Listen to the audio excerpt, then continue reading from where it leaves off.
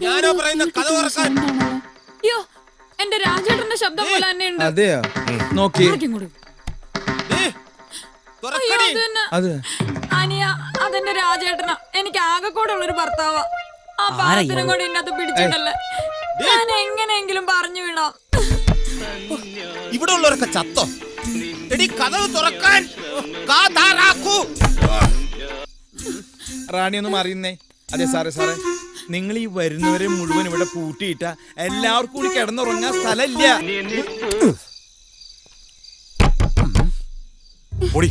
പോയി പറഞ്ഞുവിടാ. എന്ത്? ഇനി അടുക്കള വാതിൽ വഴി പോകാം. അങ്ങനെ വിട്ടാൽ ശരിയാവില്ലല്ലോ. ഇതുവഴി പോവാ.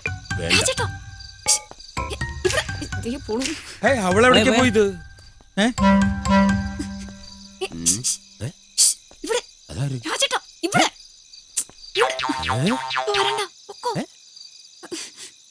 എന്തോടി വിളിച്ച് വിളിച്ച് തൊണ്ടയില് വെള്ളം പറ്റി.